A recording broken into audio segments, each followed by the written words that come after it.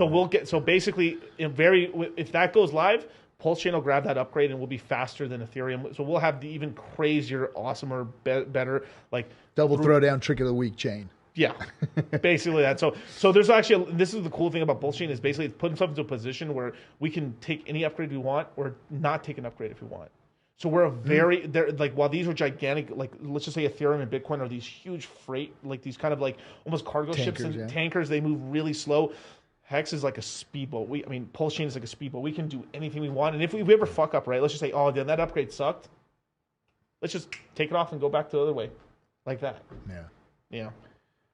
It's going to be interesting. It's going to be hella interesting. It's going to be chain wars. I think chain wars are coming. Memes are not going to go away. We'll still have meme coins, but it's going to be DeFi products and chain wars. Yep. And it's going to be an exciting bull run this next couple of years here when we start running into it. It's going to be a crazy bull run. But I will say this so last cycle was what I would call the innovator cycle. The DeFi native cycle, right? DeFi native. DeFi. So if you look at the press, you have the 2017 cycle and you got the 13-14 cycle. So that was the guys first experimenting with shitcoins, which was the 2013-2014 cycle. Then the 2017 guys were the ones who took what they learned there, made bigger scams and vaporware. But it's basically the stream squared, right? This time around, we actually created real things, which is DeFi, right? Real usable things on the blockchain finally. And now we crash and burn, right? Now we are going to actually, this next one is where we actually get real people to use it again. Yes. So this time maybe we go to 10% of the world or maybe 20% for a second, right? Just for a second, we'll touch that amount and then we'll crash. But what's going to happen is after that crash happens, so after the cycle, wherever the top is in 25, 24, 26, wherever the top is, right? And then we shut down.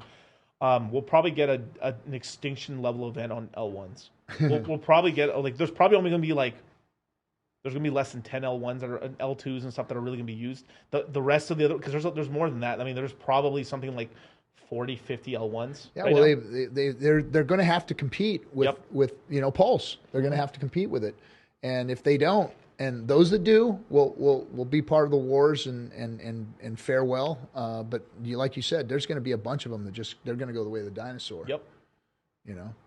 So obviously I think Pulse Chain is going to survive as long as our boy CZ doesn't get arrested by somebody. Binance is going to survive. The Binance chain. I think Phantom's going to do okay. I think some of the L2s, the big war right now between the wars, right, is Arbitrum and OP. That's for L2s. I personally think that MATIC is going to shit the fucking bed when all these chains are going to do fantastic. But during the bear market, I think I've heard rumblings for a while now that there's been people really mad and there's some shit going down on MATIC and stuff. So who the hell knows? But they're the main onboarders of big businesses, which is that's the weird thing.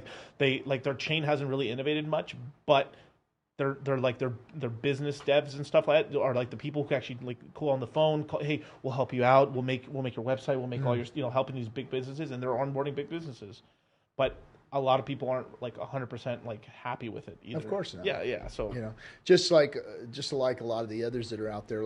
I went and visited with a very large Italian car company. I don't want to say their name, but they got involved with one of the L1s. That was actually it was a fork.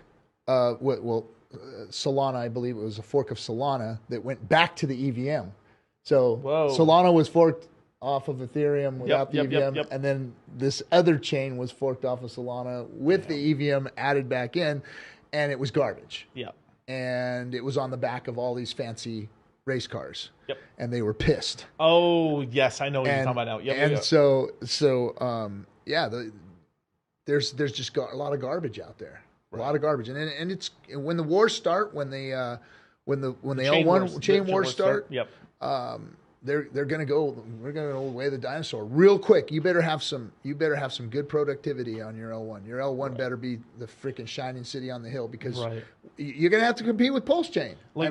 I can only think of two L1s where they'll actually okay, no, three, I guess. BNB does have actual projects that are trying to do stuff, but most are scams, right? Yep.